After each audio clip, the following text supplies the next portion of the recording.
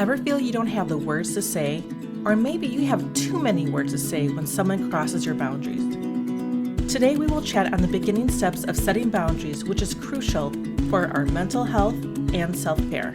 Hey friend, do the daily demands of family life leave you exhausted with no time for yourself?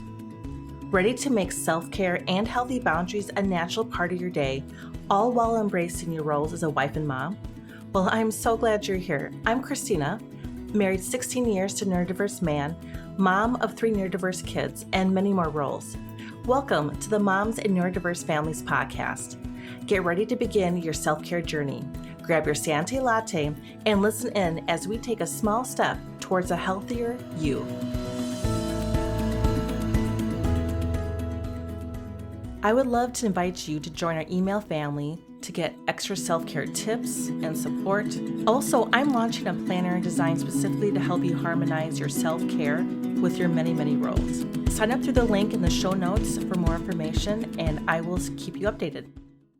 For my husband and I, while we did have conversations that went well and that we both enjoyed, increasingly we had conversations that did not go well. In fact, it ended up creating major issues between him and I. So either we'd be talking on the phone or in person, and if he was already stressed because of situations happening at work or maybe in his personal life, and he became emotionally dysregulated, and as we were continuing to talk, he would begin venting about myself. So venting to me about me, which doesn't work well, as you ladies know. I wanted to be a supportive wife and listen to him and be supportive of him. However, the longer I stayed in the conversation, the more damage it did to our relationship between us. Afterwards, he felt better. He felt that he had gotten things off his chest, and he was really confused why I was withdrawn and silent and even crying sometimes. After many conversations, we began to find understanding each other's communications and also understanding for each other. And with this better communication came boundaries and how we do conversations. This is still very much a work in progress because, spoiler alert, life is always changing. Therefore, we always need to be looking at our boundaries because they also have to be updated. Just like we get a new planner every single year, or hopefully, we have to look at our boundaries every year as well. Now, when I'm talking about boundaries, I would like you to first listen to episode 14, which is talking about why are we even talking about boundaries in the first place? And again, boundaries and self-care are so much interrelated. We can't do self-care if we don't have boundaries. But also, I want you to consider what would be the first area, if you're not the best at doing boundaries, what would be the first area you would like to begin working on? Maybe it's in the easiest area of your life where you know if you had to put a boundary, you feel very comfortable doing so and you don't see any issues and you want a good, easy win. Or maybe this is a different approach. You want to look at the areas of your life that have the most boundary issues and you want to begin working there. Either way, I believe it's good to bring this up in prayer, to pray about this, to think about it, of what would be the best way to go. Neither are right nor wrong.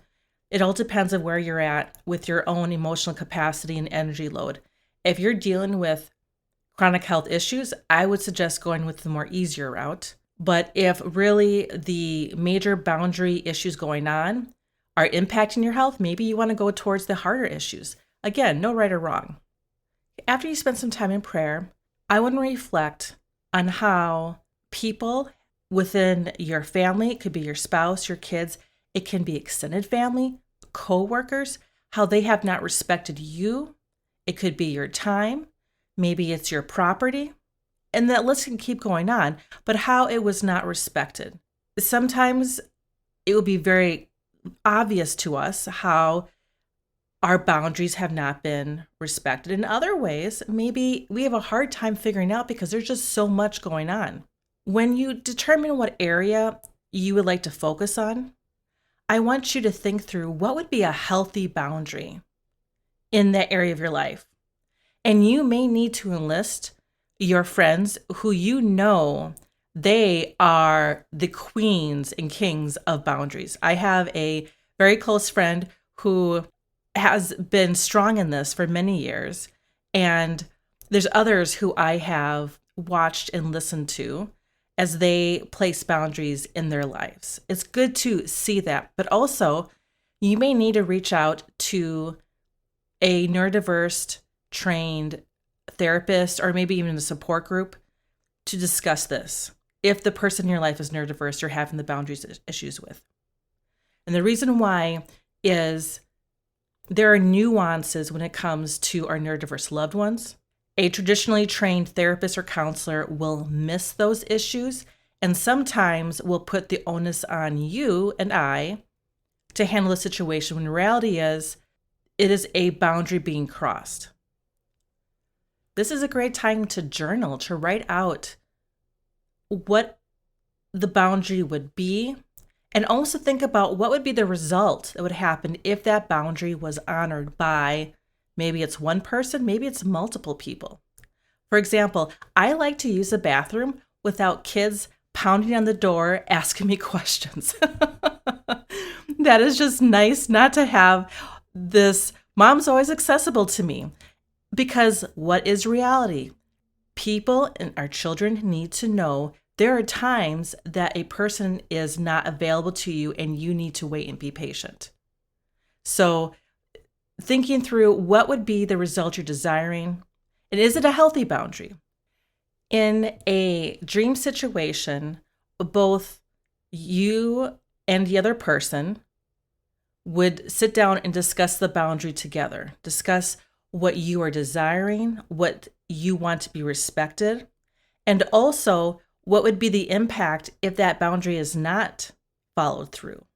Now, however, predetermining these boundaries together does not always work in our neurodiverse families. One, it could be because of we're working with our children and because of their age or possibly because of what their capacity for understanding what is being accomplished, that cannot be a conversation at this time. However, in the future, that would be a goal, right? Or it could be maybe in your situation, the person, whether it's your spouse, maybe it's an extended family member or coworker, this is a person that determines not to respect your boundaries, is continually pushing buttons. They could be manipulative or even abusive. If you're in this category where a person is being abusive and you're trying to set a boundary with them, that when you really do need to talk to someone who is a trained in neurodiversity and also trauma aware when you're setting boundaries with these people because of the response to when you do set up boundaries and for you to ensure that you're going about this in the right way to protect yourself and your loved ones. The more manipulative or the boundary bully that a person can be, the more support you are going to need to hold that boundary. As in accountability buddies to check in with you, to have plans, which we're going to talk about here in a little bit of how do I go about doing this. But just be aware when you do set up boundaries, some people will not like it, but you can have a plan in place for when those moments happen. Why is this an important thing to even do these boundaries for yourself? Because remember, that boundary is showing where the rest of the world ends and you begin. Also, when we begin exercising boundaries, and we haven't done it in a long time, or if you have done boundaries, but now you're applying it in a new area of your life, we need to see this as starting a new exercise or starting a new sport. Some of our boundary muscles may be strong, but there's other ones that are weak. And when you have weak muscles, and if you push them too much, they become overburdened and you can risk injury. There can be knots that can happen, which slow you down. So you have to be aware of what is my strength with these boundaries and where is my weakness. And making a plan so that you have the ability to express a boundary and to hold a boundary. Now, how would you go about doing this? Well, realistically, I'm going to use a situation where, let's say it's a person in your family, maybe it's extended family or a coworker, and they often use guilt and blame to get a desired result from you. For example, maybe this individual does not want you to attend events or take trips. Their perspective is you don't need to be attending, or maybe they don't like the impact of when you are gone. Maybe when you're gone from the home or when you're gone from work, possibly there's extra workload on them when you are gone, and they don't want to have that. This person expresses to you in multiple different ways, through conversations or through text messages, that they don't think you should go, maybe pointing out reasons such as you're going to let your family down if you're gone, or so-and-so needs you, and they will continue doing that. It reminds me of a person chopping down a tree with an axe and how it continues and goes and goes and goes until that tree falls down. And that is someone who's a boundary breaker. They will continue doing that until they get the desired result. Now, in the past, when you and I would have allowed that boundary to be broken, to cave in and not go to that event, there was an impact to us. As I mentioned in episode 14, when boundaries are crossed, there is a cost. And possibly that was being the receiving end of the blame and the guilt and believing those lies about that, and it went into our thought process. Also, it was missing out on an opportunity. Maybe it was with friends, or maybe it was a work event where we had a chance to develop our skills further. Or it was someone who really was in need and we missed out the opportunity to help them. So when we focus on how there's been a cost to us, that can give us the focus and the willpower to begin working on a boundary. I mentioned before about how you would spend time in prayer and reflection of what type of boundary would be and how it would be healthy. Once you have that figured out, you need to express to this person when things are not escalated.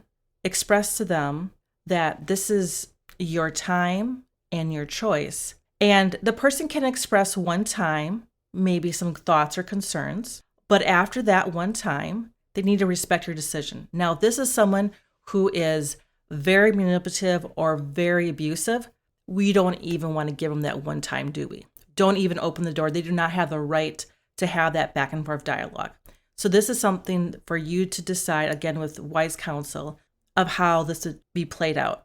And you can express to them, you want them to respect your decision, and inform them if they continue to press the situation, you will change topics. If they continue again to discuss why you should not attend the event, you will leave the room or the building. And if they continue again pushing the issue, you will have a next step. Again, there is a plan in place so that when a person decides to ram into that boundary and say, I don't like this and I want you to do something else, whether it's from a manipulative standpoint or whether it's from a anxiety because they're looking for comfort and there's something that they want you to do so they can feel better, or it's because they truly just disagree with you and they're trying to get their thought across. Whatever the reason is, we need to have a plan when a person will cross over and try to knock down our boundaries so that we are making the choices they want us to do. When you communicate these boundaries, it needs to be done, as I mentioned before, when there's no escalation in the relationship, but also in a calm manner. If I have a condescending or haughty tone as I'm talking to someone about this boundary, that will automatically bring up a defensive wall, and the person is not going to be able to hear the boundary I'm asking them to respect. So being calm and thinking this ahead of time is very important for that boundary to be received. How they receive that boundary is not up to you and I. If they decide to have a big response, this is what I call a big response to a small situation, that is their choice. And then we can remove ourselves from that moment. When you communicate ahead of time that this is a boundary, this is expectations, and if you decide not to respect this, I'm going to take some action. And many times it's removing the ability for that person to break through that boundary. And that's why removing yourself from the conversation, from the text message, from the room, from the building, whatever it would be, that does not give that person a chance to continue trying to push that boundary. We need to expect that there will be pushback in the beginning, whether it is your child and you are expressing there is a new boundary and that they must accomplish certain tasks before they have any screen time. And if your child is neurodiverse, there will be usually lots of big reactions to a simple request. And it is holding that line and preparing. And I remember doing this myself. I remember thinking there is going to be reactions as if I asked them to pick up 1,000 toothpicks off the floor.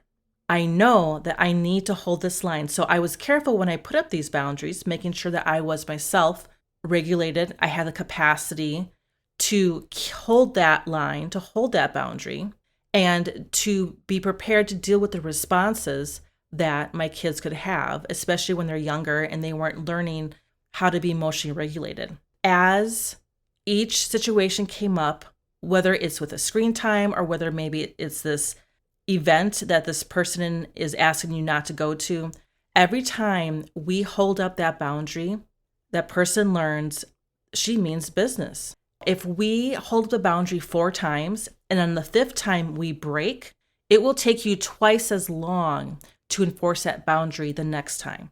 This is why with your kids, if you set up a boundary and the first couple of times you follow through and there's one time you're really tired and you kind of just, fine, whatever, just go do whatever, and you let it slip. And then you went back to it the next day, your normal boundaries.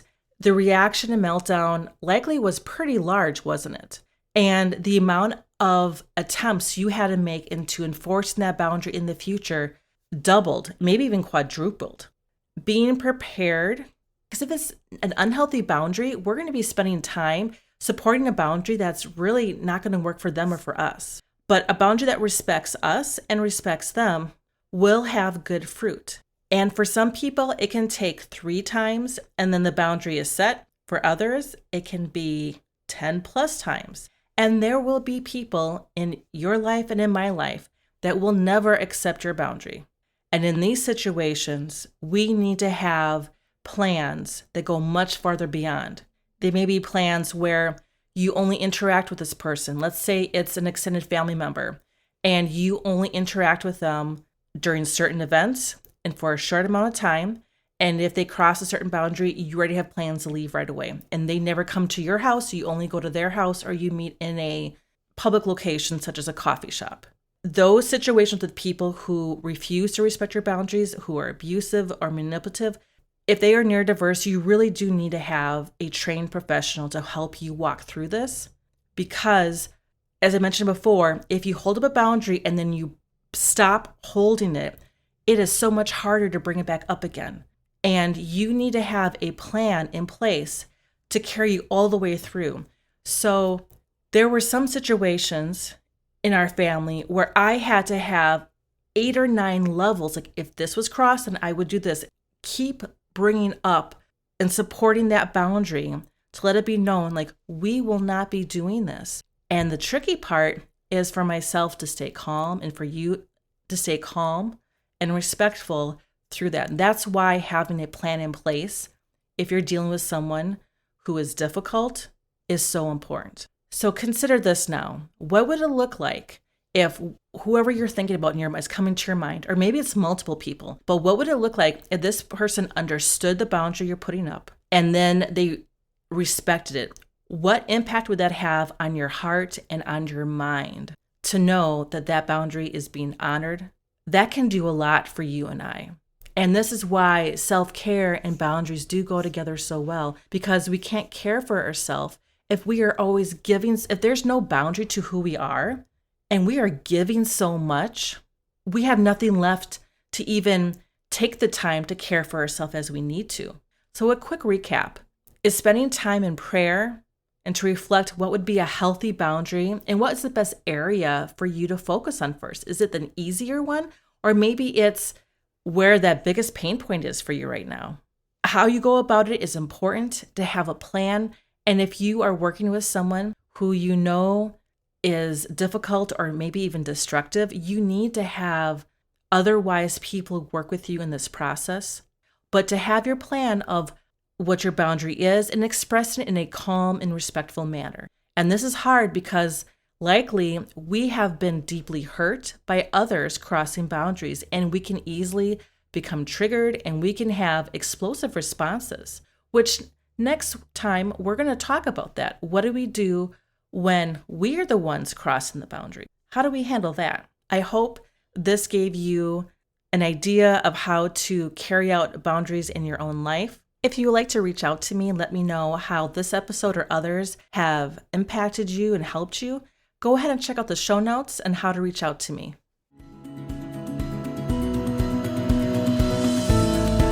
Hey, thank you for joining me today. I pray this episode gave you encouragement to take one small step. If so, please leave a 5-star review on Apple Podcasts to help other women find this show. By the way, if you're loving this conversation and want more encouragement like this, join my email list at bit.ly/myselfcare. That is bit.ly/myselfcare. I have a planner launching soon that will help you put all this into action in your own life. I look forward to chatting with you again next week for another episode.